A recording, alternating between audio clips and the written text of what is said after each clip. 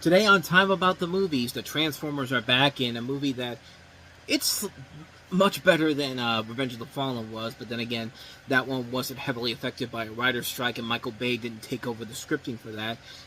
But that doesn't make it as good as the original Transformers does.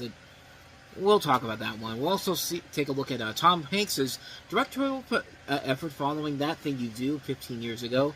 Back again, this time with Larry Crowne along with Julia Roberts, so it's got to be good, right? Again, we'll talk about it. And we'll also take a look at Selena Gomez, Leighton Meester, and Katie Cassidy in the family comedy Monte Carlo. So 3 films to take a look at as we begin the halfway point of 2011 today on Time About the Movies.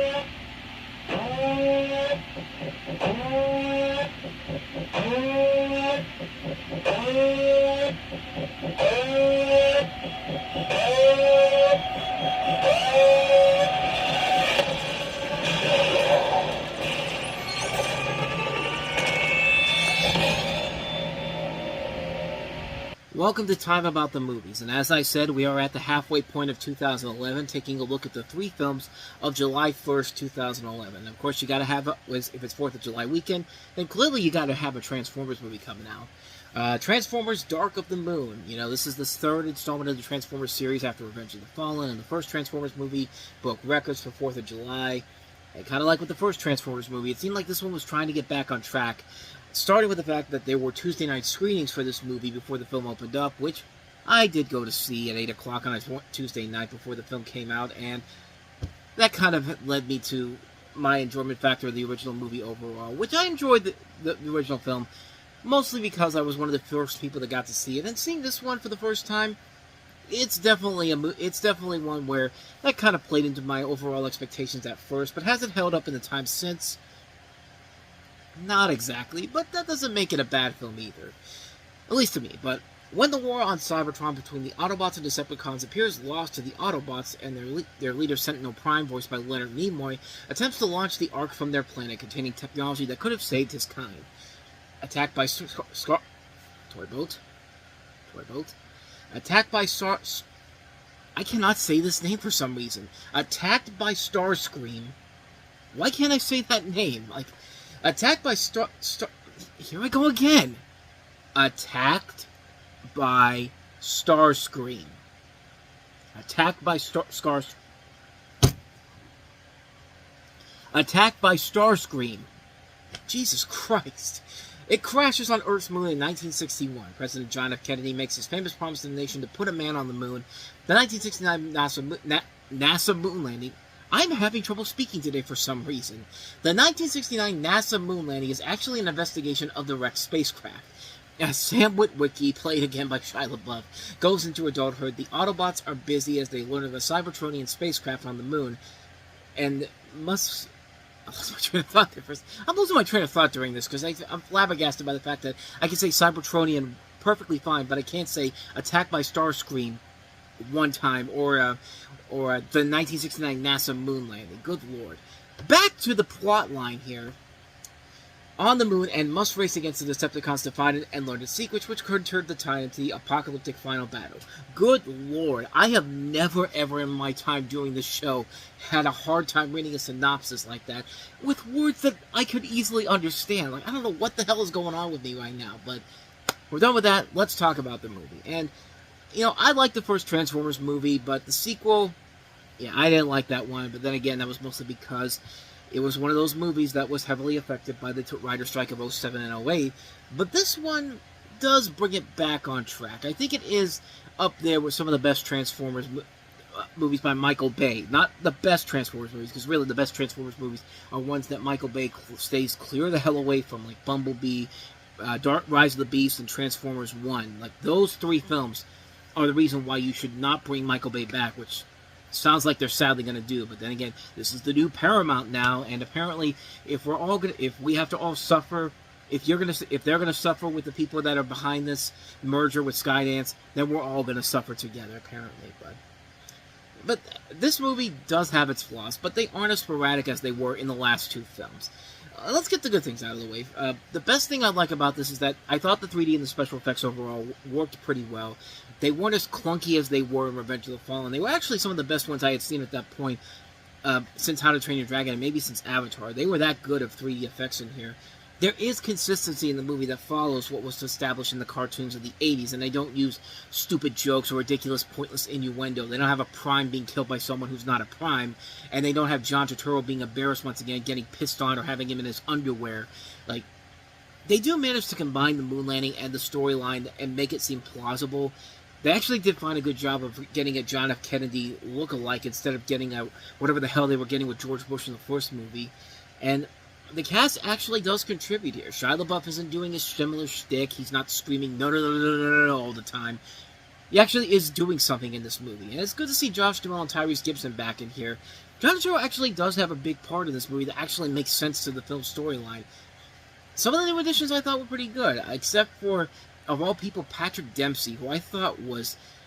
I thought that he was really kind of just a bland, pointless side villain, I guess, because he's not really a villain per se, but, you know, he's not really adding much here to the table overall. People like John Malkovich, Ken Jeong, Alan Tudyk were just okay, I guess. They weren't too bad. I kind of would have liked to see more of Jeong in this film, because he's always fun to watch in films like these. Frances McDormand was the one who kind of got on my nerve quickly, surprisingly. Like, she just randomly shows up out of the blue. And when you see her, she's just so obnoxious. And every time she's on screen, it's just like, look, you're an Academy Award-winning actress. I know you can do better than this, but why do you have to play a whining bitch in this movie? Like, that's all she does in this movie. It's just bitch about the fact that, oh, these damn robots, you know, the president's not going to like this whatsoever. Just like, shut up. Just shut up, please. Which is probably what I could say about the new side chick for Shia LaBeouf in this movie, because, you know, this is Rosie Hunting-Whiteley, and yeah, she looks hot, but again, she does absolutely nothing in this movie except to be Shia LaBeouf's new love interest, which, I'm sorry, she pales in comparison to Megan Fox. At least Megan Fox actually did something to help in those first two movies. Huntington-Whiteley doesn't do a damn thing in here, but just stares off screen looking at these obviously CG robots that are not there right now, but they will be when the movie comes out. And the movie literally begins with an ass shot of her for no particular reason except the fact that, hey, it's a Michael Bay movie, and we want to make you forget about Megan Fox, which, yeah, there was that big controversy with them and her and Michael Bay at the time, which apparently fell apart pretty quickly because 3 years later she was in the Michael Bay produced Ninja Turtles movie.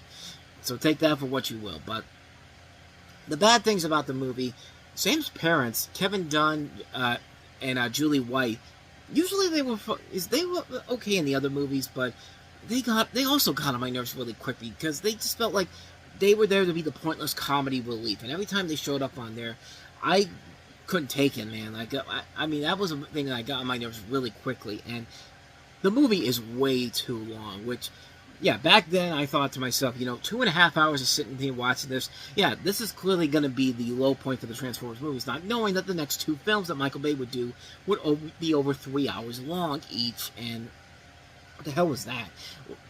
With over 3 hours long each. So yeah, I guess I can give this movie a little bit of the benefit of the doubt that it's not as long as the next two movies are, but it still goes on way too long, easily. Like, overall, yeah, this is a very flawed film, but it's still a hell of a fun time overall. I think it does have a lot of good fun elements that you go in there. You know, it's in the summertime, it's hot outside, you go in there, grab a bowl of popcorn, shut your brain off, and just go on and have the time of your life, which is what the film offers here. The characters do contribute more to the action this time around. The action does kick ass. The 3D effects actually look pretty cool. It's everything Revenge of the Fallen was supposed to be, and it just wasn't. And yeah, seeing it on a big screen was pretty cool. Granted, when you watch it at home later on, it definitely loses a lot of its muster, but never to the point where I would say it's a bad movie. I mean, like I said, it beats the crap out of the last movie, and it certainly beats the crap out of the next two films we'll look at here, because sooner or later, Michael Bay will overstay his welcome with the Transformers movies, and that will make Paramount realize, yeah, you gotta go, and then the good stuff will start coming in about 7 years' time, so give it then. But that's all I got to say about that one. That's Transformers Dark of the Moon. So let's go ahead and move on to our next movie, and that is Tom Hanks back in the director's chair for the first time in 15 years, and also co-starring with Julia Roberts and a star-studded cast in Larry Crowne. When they took away his job. They said it's because I didn't go to college. You're never too old to learn. Larry's got power. He took a chance. This is my first day at college ever. I love that. It's never too late in life. Do you need a ride? To start living. You are way cooler than you appear. Larry Crowne. I can see you. Rated PG-13 in theaters July 1st. Yeah, this movie surprisingly was nowhere near as good as it should have been, especially considering it's directed by the same guy that made one of my favorite movies of all time, That Thing You Do, which is a phenomenal movie, which he also starred in. So yeah, naturally I'm going to be excited when he makes his triumphant return in the director's chair, and yeah, not this time. Unfortunately, with all the people involved, this thing should have been a whole lot better than it actually was, but this is based off of a story about, Hank's time studying at Shabbat College, and it follows Larry Crowne, who's a middle-aged man who unexpectedly loses his job and returns to education. And he ends up falling in love with Julia Roberts, and also features a cast that also includes a lot of notable names: Bryan Cranston, Cedric the Entertainer, Taraji P. Henson, Guba Mbatha Raw, Wilma Valderrama, Pam Grier, Rita Wilson, George Takei, Rob Riggle, Ian Gomez, Rami Malek, just a huge number of names in this movie. So you think that this film should be much better than it actually was. And sadly, it wasn't. It's not a bad movie per se, but for a movie with Tom Hanks, you expect a lot. For a movie with him and Julia Roberts, you expect a lot. For him to return to the director's chair for the first time since That Thing You Do, again, you expect a whole lot more from this. Not the most blandest, most mediocre storyline ever. I mean, this is a story that is not that interesting at all. And part of it, I think, is because it is a PG-13 rated movie, and it feels like a movie that's more appealing to the older demographic than the people who are actually watch young people that watch Tom Hanks' movies in the past. So this just feels like a film that has no reason to exist, literally. Like, that's what Roger Ebert said when he reviewed this movie, and I completely agree with him. This literally feels like a film that has no reason to exist whatsoever. This feels like a pilot for a television series for CBS, but because it's Tom Hanks and Julia Roberts at the forefront of this, of course it's got to go to the big screen. And guess who Tom Hanks co-wrote this with? Nia Vardalos, the woman whose career peaked at My Big Fat Greek Wedding 10 years ago, and now she's just on fumes at this point. Yeah, here's the fumes at this point. I mean, granted, this isn't anywhere near as bad as Connie and Carla or My Life in Ruins. Those are bad movies, but this, as soon as I saw her name attached, it's just like, okay, we know that we're not going to get a good movie out of this, unfortunately. And it's a shame, man, because with all these people involved in here, you expect so much more from this, and it's just 2 hours of nothingness. You're literally sitting there for a long period of time going like, come on, get to the point already. What the hell? Like, literally nothing goes on in this movie that makes me want to say that you want to see it. And, like, it's a struggle to sit through. It's an unbelievable struggle to sit through. I couldn't believe how bad it was. I mean, again, I say bad, but it's just bland, mediocre. And for a movie with such names as Tom Hanks, Julia Roberts, and Bryan Cranston among the people involved in it, a movie like this should not be bland or boring. There should be at least an intriguing element to here. Tom Hanks very rarely misses the mark, but this is one where he really missed the mark here. Not just as an actor, but also as a director, to the point where he has not directed a movie since then. And maybe That Thing You Do was simply just a one-trick pony, and one that, that was a great movie on its own merits. Maybe it's just simply that fact that he just really needs to maybe that was just the lightning in a bottle moment, and maybe this was the moment he realized, yeah, I'm really not cut out to direct these movies anymore. So, yeah, that's just my thinking behind that overall. But, yeah, this movie, unfortunately, it doesn't work. And for some people, for a movie with Tom Hanks, Julia Roberts, and the cast that this has, you expect so much more from it, and it's just not there, unfortunately. So, yeah, a hard skip on Larry Crowne. So let's go ahead and wrap this up with our last one that we have here, and that is Monte Carlo. This is what's gotten me through the last 4 years of pep rallies, imagining myself walking along the Seine and standing on top of the Eiffel Tower. Do you mind if we order? Grace, go with Meg and Emma. Have a great trip. Paris, nobody pinched me. The Junior Ambassador Suite offers luxury accommodations. I single-handedly chose the worst tour in all of Paris. They're leaving! And then the three girls get kidnapped by sex traffickers, and then they get a call from Liam Neeson saying, I don't know who you are, but what I do know is that I have a very particular set of skills that I've acquired over a very long career. Skills that make me a nightmare for people like you. I will look for you, I will find you, and I will kill you. And then it becomes a Taken sequel, which, let's be honest, would probably be a whole lot better than the Taken sequels that we did get. And okay, I'm kidding. That's not exactly what happens in this movie. They're not ripping off Taken. No. They're ripping off something that is more appropriate for a film in the same demographic. This is crazy. It's me, Cordelia. Mother's forcing me to go to some charity thing. You look just like her. Look this way. You're like twins. Excuse me, Miss Scott. As you requested, a 26-pound lobster. I shall take it in my room. Hi, Lizzie McGuire movie. It's literally the Lizzie McGuire movie all over again. I mean, it's literally the same plot as that movie, except now instead of just one person living the life of a famous British socialite, it's now 3 people living the life of a British socialite. And I'm not kidding around here. A young woman, played by Selena Gomez, her uptight stepsister, and her best friends, played by Leighton Meester and Katie Cassidy, used the savings from a long-anticipated dream trip to Paris, which turns out to be a big disappointment. When they decide to take a break from the lousy tour and duck into the lobby of a luxury hotel, one of them is mistaken for a spoiled British heiress who looks exactly like Selena Gomez, because it is her in a dual role. Before they get the chance to reveal their true identities, they are wrapped up in misadventures in Monte Carlo. So essentially, they take this British socialite's identity and essentially just say, we're going to do this, and we don't give a shit if anybody ever finds out about it, because nobody will ever find out about it, because we live in movie world. And in movie world, we can do shit like this, and there will be no cops around and no consequences whatsoever. That is literally the plot of this entire movie. And, it's funny I brought up Julia Roberts in the Larry Crowne review, because guess which movie she was also up for? Yeah, this one here.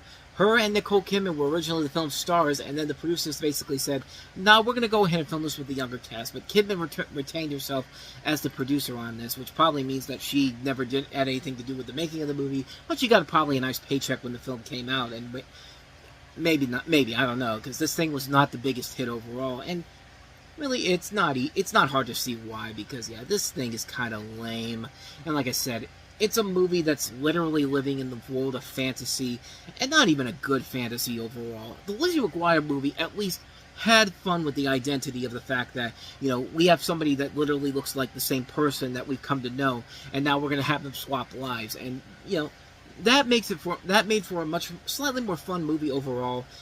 I guess for the target audience, it's not the worst, and it is cool to see these 3 actresses overall working off each other, because they do work off each other very well. And like I said before, Leighton Meester has a much better movie here in 2011 than The Roommate was, so take that for what you will. But you also have a cast that includes Andy McDowell, Catherine Tate, Brett Cullen, who else is in here? Luke Bracey in one of the few roles where I would say he's actually worth it. Corey Monteith, the late Corey Monteith from Glee. And like I said, it's not a bad movie overall, and I think it also helps because you have a director in Thomas Basucci, whose last movie I really liked was The Family Stone, that came out 6 years prior to this. That's still, I think, his best movie overall. And this one, I criticized it for being kind of a ripoff of the Lizzie McGuire movie, which it is, but it's a movie that's clearly not made for me. I'm not the target demographic, and for what the film did for its target audience, it's not bad. I mean, it really is. I've seen much worse movies that have been try to literally take this plot and do more with it, and it becomes obnoxious and annoying. This one does not become obnoxious and annoying, but it is kind of it's just not for me. It's the movie that, for its target audience of girls, I think they would enjoy the hell out of it. But for me, I'm just looking at it and going like, how many crimes are these women committing right now? Because you could tell, that if this was in reality, they would have arrested these girls right away, and who knows, they might have actually gone to the sex trafficking afterwards. But I don't know. I mean, I'm just making lousy jokes here. But overall, I wasn't a big fan of it, but again, I'm not the target audience for it. The target audience probably will enjoy it more than I would ever do. So that's Monte Carlo for you. And thus, with all that said, we wrap up another edition of Time About the Movies. And the next time we meet, two more comedies to look at. Charlie Day, Jason Bateman, and Jason Sudeikis star in a movie where they're getting revenge on their bosses, Kevin Spacey, Colin Farrell, and Jennifer Aniston, in the raunchy comedy Horrible Bosses. And the wonderful trend of bad kids movies continues in 2011 because Adam Sandler and his crew with their second big flop of the year, Kevin James starring in Zookeeper. Yeah, I think I don't need to explain why that movie is so bad. I think you already can tell what that movie is if you've already heard about it. But Zookeeper, we'll take a look at that one along with Horrible Bosses as we move into the next weekend of July. That's coming up tomorrow on the show, so definitely be on the lookout for that. With all that said, thank you so much for watching this. I hope you enjoyed. If you did, please go ahead and hit that like button, hit the subscribe button, and hit the notification button. And also don't forget to check out the playlist right down there, and also check out the last episode I did. Now, with all that said, whether it's in the past, the present, or the future, I will see you at the movies. Take care.